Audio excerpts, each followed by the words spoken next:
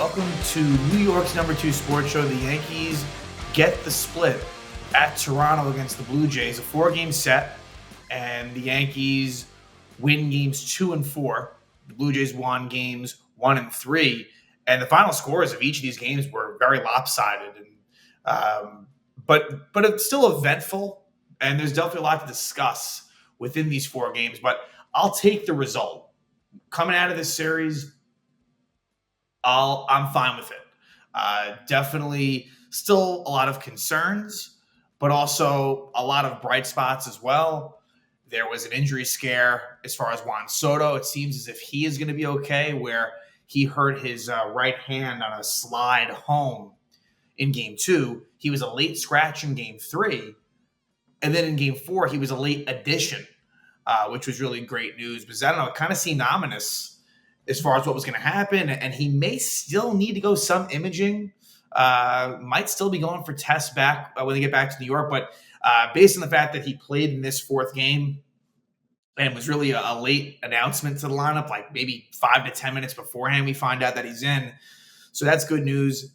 And Garrett Cole, he had a much, much better performance against the Blue Jays in the 4th game here than he did at Citi Field earlier in the week. Aaron Judge continues to just be an unbelievable story. I mean, what he's doing is nothing short of it's incomprehensible. He has been better than he was in 2022. And to say it's not even close is kind of, it's a little, maybe a bit much, but seriously, like almost every metric he has been, he's increasing upon every number pace-wise that he did then. So him catching his own 62 home run mark 2 years ago, if he stays healthy, is very much in play. But it's beyond that. Like the Triple Crown is not impossible. Do I think that he'll keep up the batting average this high? Probably not. But hey, the way he's playing right now, I wouldn't discount anything. More on the positives, and there were a lot of negatives to discuss in this series, but more on the positives. Gleyber Torres, who was benched for that last game against the Mets and the first game against the Blue Jays, since he came back, really, really good. Like, I think he might have had 3 multi-hit games and just looked like a different player. The interesting thing with Gleyber is we're going to talk about a pretty big thing that happened in game 2 where Marcus Stroman really, really lost his cool. And there's some positives and negatives that I take from that. And he directed it pretty much at Gleyber. And I think it was somewhat unfair. And this is coming from someone who's been critical of Gleyber from a mental standpoint and things that he's done defensively. But I think it was a little bit harsh from Stroman's end, but it kind of ended up serving as a positive, although I'm sure there's really no love lost between Gleyber and Stroman, but that's here nor there. So there's that. DJ LeMahieu finally gets on the board as far as extra base hits, getting a double in the 2nd game and getting a double in that 4th game. So he seems to be slowly coming around. I'm not so bullish on LeMahieu in terms of rest of season expectations, but he definitely does look better, although that's not saying a whole lot. And then Ben Rice, like what I've seen from Ben Rice, he seems to have a clue up there for a young hitter. It's impressive. He can draw walks, doesn't strike out that much. His defense at first base has been good enough. And so kind of that Rizzo injury so far is somewhat of a blessing in disguise, and seeing what Ben Rice can bring to the table, so far so good. He's not putting up outlandish numbers, but if you watch him, his presence at the plate is impressive. So there's that. And then I guess we'll start kind of shifting over more to the negatives. On an individual basis, Carlos Rodón absolutely demolished in game 1. And I don't feel good about Rodón, just generally speaking. Yeah, the good thing is he's shown that he can kind of battle and win games, put up okay numbers. But I just think in the long run, I don't know. In year 2 of this 6-year contract, I can't say I'm exactly thrilled for what the future holds. I'm probably one of the more negative Rodón people, and this is coming from someone who I was very excited to bring him in. Those numbers that he put up with the White Sox and the Giants in 2021 and 2022 were unreal. And we're just not getting that same picture, not even close to it, Um, Alex Verdugo, not great, although, he was actually robbed of a home run in game four. Kevin Kiermaier made a nice, play. The Yankees were already up like 8-1 at that point, but Verdugo has not been great. And, you know, he got off to a really nice start. Actually, I shouldn't say he got off to a nice start. The first few weeks weren't great. And then really, I would say from, May and a lot of June were good. The last just few weeks have been rough for Verdugo. So hopefully he can kind of pick it back up. I'm trying to think of any other standouts. I guess transactions wise, one that was it just one? Let's see. It's a little bit tough to say when it comes to, obviously we're dating back to Thursday. Let's see here.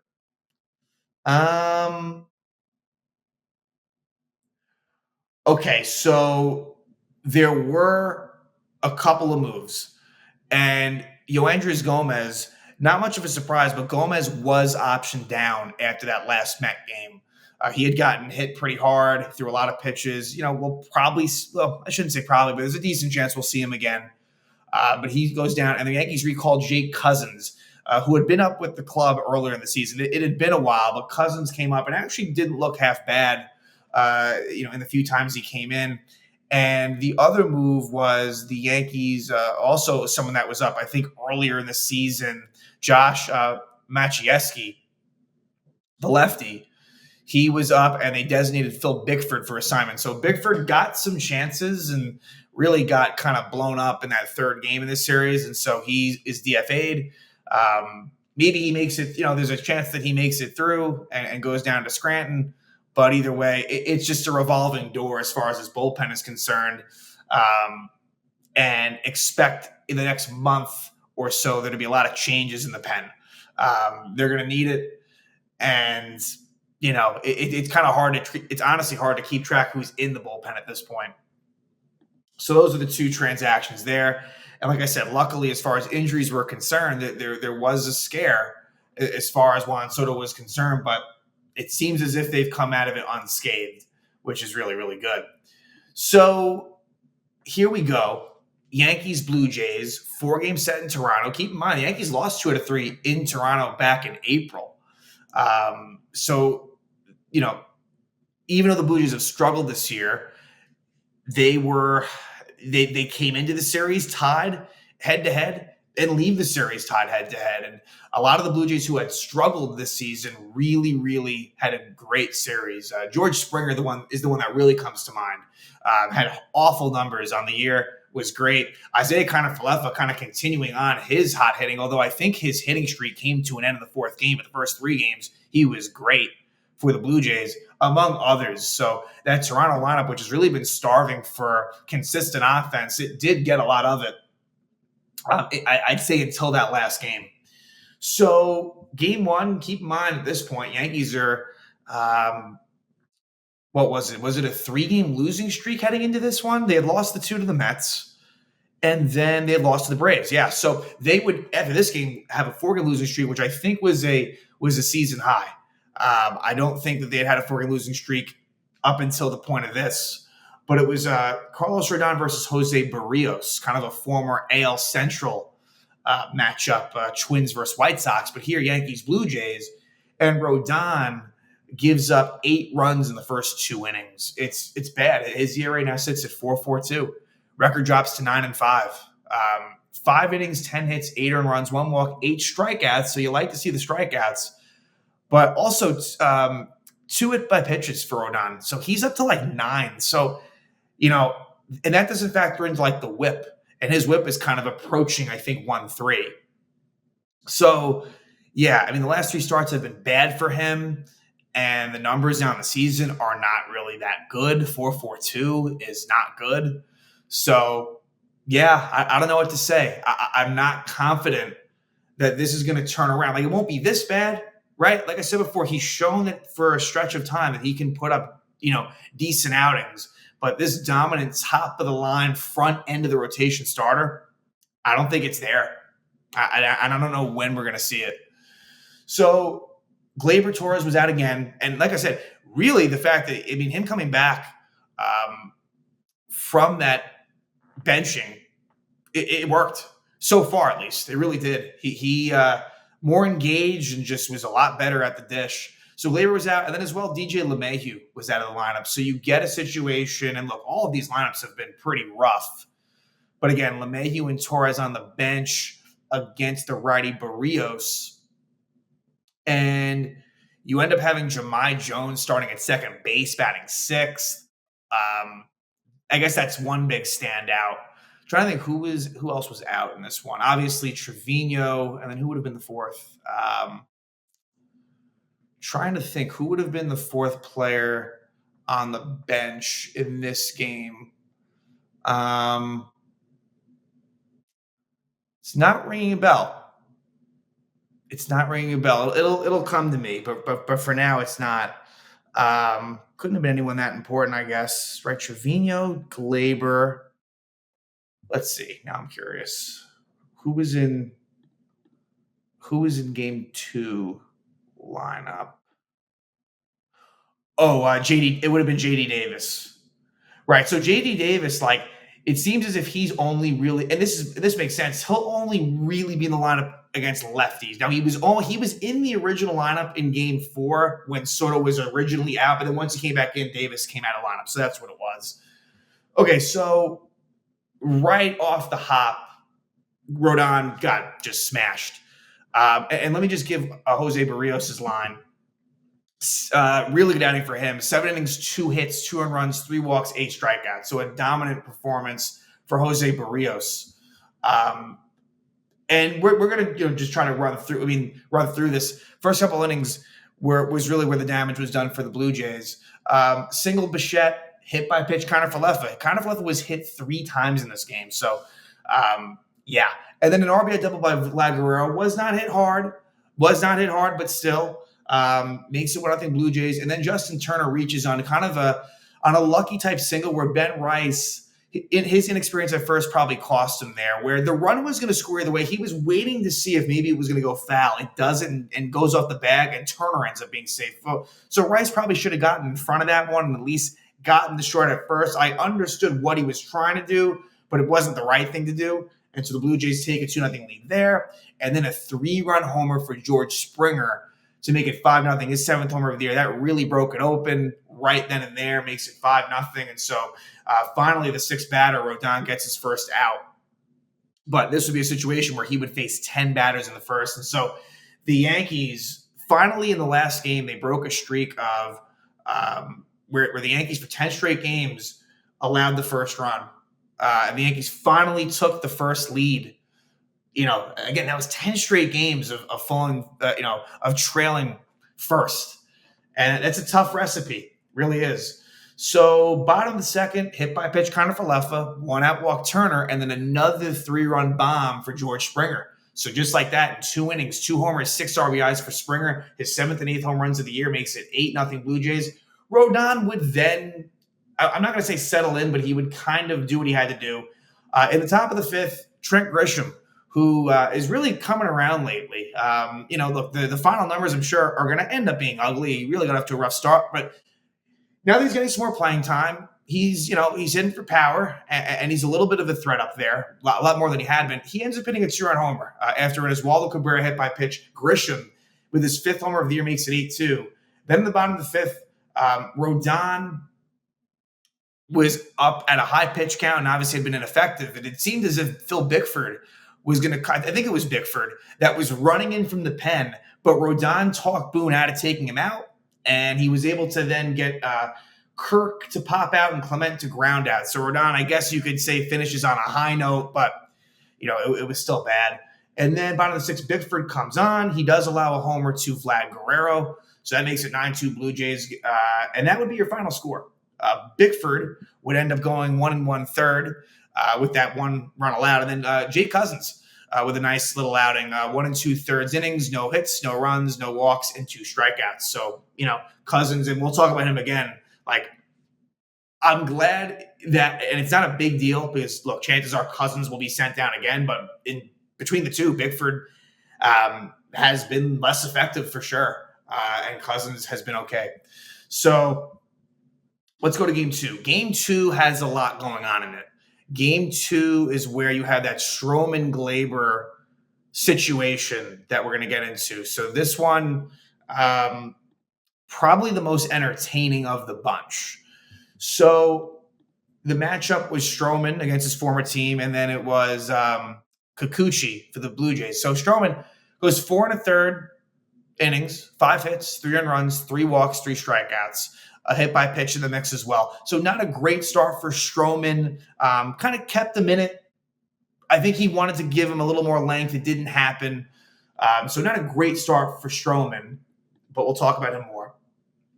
And for the Blue Jays, Kikuchi, it ends up on a bad note because of I guess it was the 3-run homer by Soto.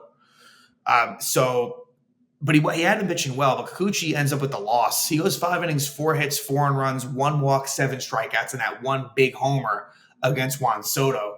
Lineup-wise, Gleyber returns to the lineup. And like I said, he was a lot better in this game and then the next couple games as well.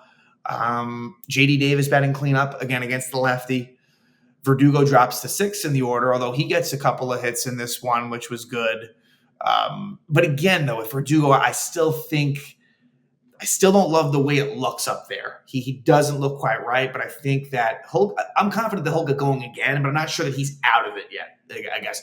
And the weird thing, Jahmai Jones ends up actually playing a pretty key role. He was batting ninth as the DH, so that's kind of a sad state of affairs. When you have the DH batting ninth, it's not really ideal, but that's just kind of where they were, and they wanted to go with a right-handed heavy lineup, so that meant no Grisham, no Ben Rice, no Austin Wells, and no Oswaldo Cabrera, who they prefer against righties. So this one, the offense really did break out. In this game, each of the starters had at least a hit. And then in game 4, the only starter that didn't have a hit was Anthony Volpe. And I guess while I'm at it, Anthony Volpe, he hasn't been great lately. And I don't think they have any plans of moving him out of the leadoff spot, but I think it's worth a conversation. And what the solution is, I'm not quite sure. It would probably involve, honestly, like moving Soto up as opposed to putting someone else in there for Volpe, because no one has really been that deserving of that. But he hasn't looked great up there. But considering the other alternatives, you're probably just going to roll with it. But anyway, Blue Jays get that first run in the bottom of the first, and it happens with 2 out. It's an RBI single for George Springer to make it 1-0 Blue Jays. Then let's go to the 4th, where this is where Soto gets hurt. An interesting situation. First and second, 1 out. Soto walk, Judge single, and J.D. Davis is up. And Davis hits what could have been a double play ball, but Judge is able to kind of get in a little bit of a rundown. And it's long enough for Soto to eventually come home and score from second. Now, for Soto, he probably could have been a little more aggressive and a little bit more decisive with his move. So he ends up sliding, and he was safe. It was a decent slide, but it was the opposite hand of the one that touched the plate that he kind of bangs, and he was in discomfort. Now, keep in mind, he ends up hitting like a home run in like his next at bat. So, but it was enough for him to not play that next game, and enough for him to maybe still get testing. But I think he's going to come out. It's okay. The initial X-rays came back negative. But yeah, so that happened. But Yankees got a much-needed run at that point. Now let's go to the bottom of the 5th. This is where things get really interesting. It is bases loaded, no out. And Stroman hoped to get a double play ball off of the bat of Vlad Guerrero Jr. 6-4-3, but he's safe at first. So it's an RBI ground out. And Stroman is kind of yelling, and you can read his lips like he was mad that Gleyber wasn't quicker on the exchange, which I think was unfair. I think Gleyber, look, like, we know how he is, but even beyond that, it wasn't like it was deliberately slow. I think that's one of the situations, unfortunately for me, where how do I explain this? Because it's already known that Gleyber was benched, and I don't like this. I feel like it almost gives Stroman more of the ability to kind of not bully him around, but like be more public and like kind of upset about it, if that makes sense. Like the fact that Gleyber's already shown ways of kind of being nonchalant and things like that. But yeah, like that was pretty wild. And in some ways, the end result ends up being good. So Stroman ends up kind of getting a lot of credit here. And I appreciate his intensity and his passion, but he kind of did throw Gleyber under the bus. And I just didn't think that was the time and place to do it. Judge ended up talking to him in the dugout. And it ends up being a situation we'll talk about where Gleyber homers like in his next at bat, and Stroman was the first guy out of the dugout to like give him an embrace. So that was pretty crazy, though. I hadn't seen something like that in a while. And when Stroman got taken out of the game, so what ends up happening is Justin Turner walks, Stroman ends up coming out of the game, Michael Tonkin comes in, and Stroman's just walking up and down the dugout by himself, just yelling basically at Gleyber. And so, it's not ideal, but it ends up being all right. Maybe we'll revisit the situation later on, right? Like, it is one of those things where I think if you're Gleyber Torres, you're not really the biggest fan of Marcus Stroman. You're just not. So anyway, Michael Tonkin comes on and hits George Springer. So now it's 3-1. And this game is about to maybe explode. But really nice play by Jose Trevino on a play where the ball gets by him. And Vlad Guerrero's trying to score, but Trevino goes all out and slides and is able to kind of block Guerrero from getting there. That was a big out. And then Dalton Ryan strikes out. So Michael Tonkin continues to really be a really good piece out of this pen. Someone who, there's not many pitchers in this bullpen that I think kind of have, like, they're like securely kind of on the roster. Tonkin is one of them. You have, to me, the only four that I can say right now in the current bullpen that, like, barring injury, will stay there is Clay Holmes, Luke Weaver, Tommy Kahnle, and Michael Tonkin. Anyone else, it's anyone's guess as far as like how long they'll stick around, in my opinion. I don't think I'm forgetting anyone. So anyway, stays 3-1, and the sixth inning is where things explode for the Yanks. It's a 6-run sixth. Jahmai Jones single, Anthony Volpe a really nice bunt single, and then Juan Soto, lefty, 20th home run of the season. It's a 3-run shot. That's a big homer for Soto, a big homer for the Yanks, and they really wouldn't look back. It makes it 4-3. Nate Pearson comes on for Kikuchi. Judge singles, and then J.D. Davis. So righty versus righty. J.D. Davis with an RBI double. So his first hit as a Yank there makes it 5-3. And then Gleyber Torres in his first at-bat since the whole Stroman situation. He goes deep, 7-3 Yanks, his 8th homer of the year. And yeah, it was interesting how Stroman goes to him, and he was the first one out of the dugout. And then Gleyber and Judge kind of had a moment in the dugout too. And obviously two of the longest tenured Yankees on the team. And that makes it 7-3 Yanks. Spot on the 6th. And with Tonkin still on at this point, he does allow a homer to Isaiah Kiner-Falefa. So IKF really had quite the series against the Yankees. His 7th homer of the year makes it 7-4. Let's go to the bottom of the 7th. Luke Weaver comes on. He allows a home run to Vlad Guerrero. So the Blue Jays are trying to chip away here. That's his 12th homer of the year, makes it 7-5. But Weaver wouldn't allow anything beyond that. And then the 8th, Yankees tack on 2 more runs. Trevor Richards comes on, and Judge reaches on a Kiner-Falefa error at third base. And then after a Gleyber single, it would be an Alex Verdugo RBI double. It was actually almost a 2-run double. Gleyber probably shouldn't have been sent by Luis Rojas. And originally he was called safe, but they overturned it. He was beat by a mile, but I actually thought that, I was surprised that they overturned it. They do, though. And so instead of 9-5, it's 8-5. And then you eventually get DJ LeMahieu finally getting his first extra base hit. An RBI double, scores Verdugo, makes it 9-5. Bottom of the 8th, Tommy Kahnle comes on, allows a single, but then it gets a strikeout and a double play. Keep in mind also George Springer had left the game after being hit in the hand, but he ended up, he was back the next game. But 9-5 at this point. Nice job by Kahnle, who's been a lot better lately. And then the lefty Tim Meza. This might end up being his last appearance as a Blue Jay. He was I think maybe the longest tenured Blue Jay, but he was designated for assignment after this game.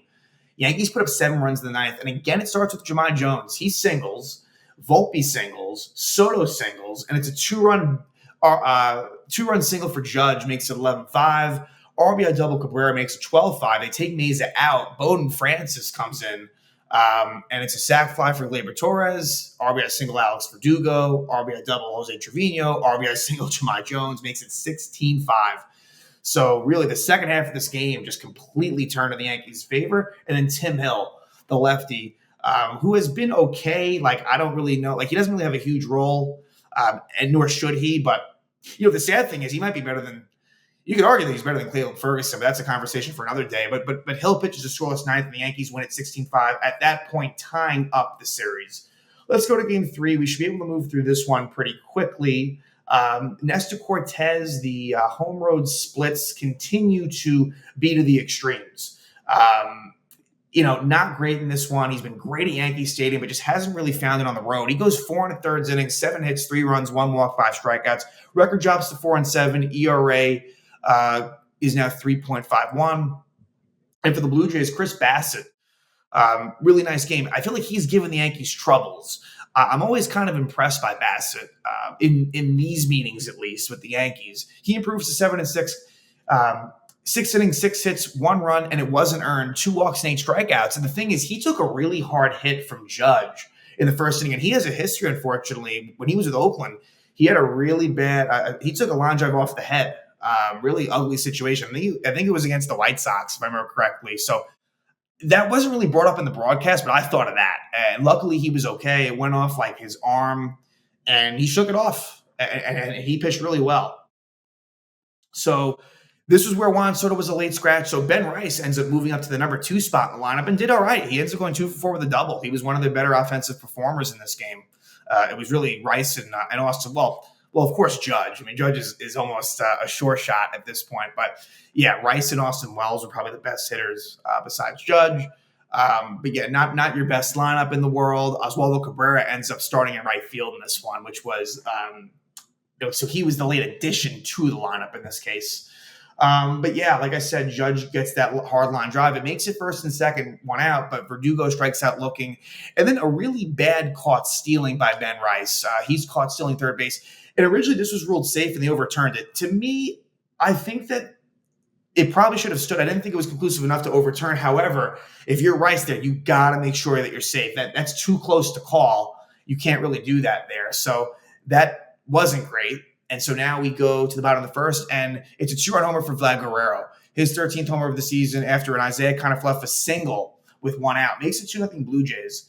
Then we'll go to let's go to the bottom of the fourth.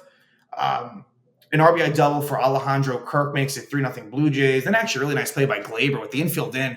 Ernie Clement lines out to Torres and doubles off George Springer off a third. So it could have been worse for Cortes there.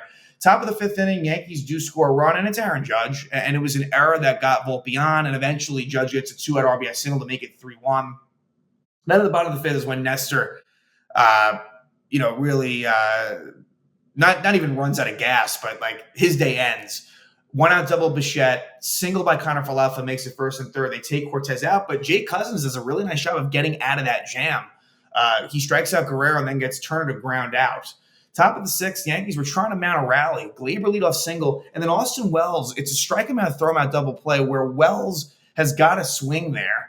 I'm not sure if it was a miss. I'm not sure if Gleyber wasn't supposed to be going, but either way, Wells takes strike 3 and Gleyber's thrown out. And so that was kind of the one chance of making things interesting. It doesn't happen. Bottom of the 6th, Phil Bickford comes on in what was potentially his last outing against the Yankees. He was designated for assignment after this. Double Springer, single Varjo, RBI single Kirk.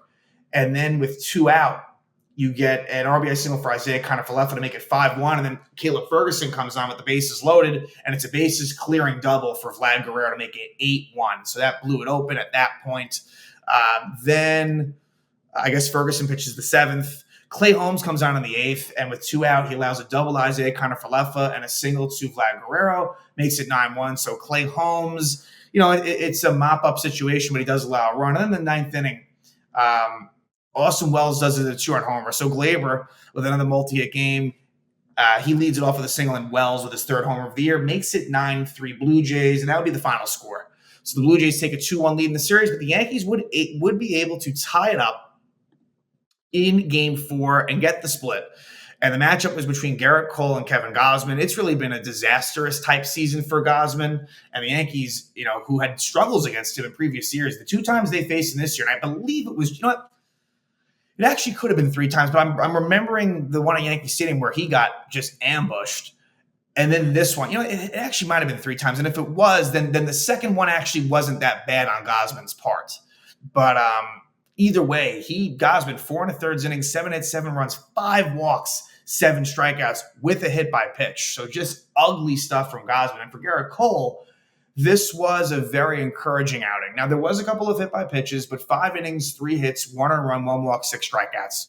Gets his first win of the season. This is a good stepping stone for Cole moving forward. And so I think, a lot to be encouraged by here. Juan Soto, a late addition to the lineup, and played right field as well. So J.D. Davis is out of the lineup. He was originally in there. But yeah, everyone in the lineup got a hit except for Volpe, whose average drops to 261. I got to feel that's probably about as low as it's been for a while for him, for sure. And Aaron Judge up to 316, just absolutely nuts. Absolutely nuts. And he's the one that gets it going. He hits his 31st homer of the year. He has 82 RBIs, and we are halfway through the season. It's just, there's no words to describe it. And it was a single by Soto to start that out with 1 out. So 2-0 Yankees there. Then they scored 2 more in the second. Ben Rice walk, Austin Wells walk, and an RBI single for DJ LeMahieu. Kind of a seeing eye hit. There's a world in which that could have been a double play, but he gets it done, makes it 3-0. And then eventually a bases loaded walk to Soto makes it 4-0. And the damage honestly could have been worse for Gosman, but he kind of gets out of it, after that.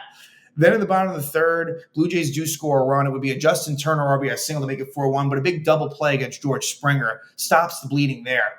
We go to the fifth, and in the fifth, the Yankees score 3 big runs. And it would be an RBI double for DJ LeMahieu, his second extra base hit of the season. That would be all for Gosman. They bring on the lefty Genesis Cabrera and Trent Grisham, who in his career has been better against lefties than righties.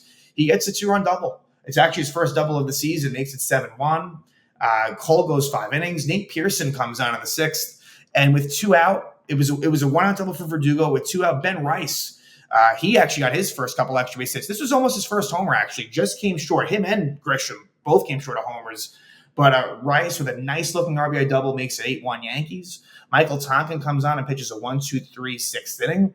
He gets the first 2 outs of the 7th and then allows a single to Ernie Clement, where Tim Hill comes on and finishes out the 7th.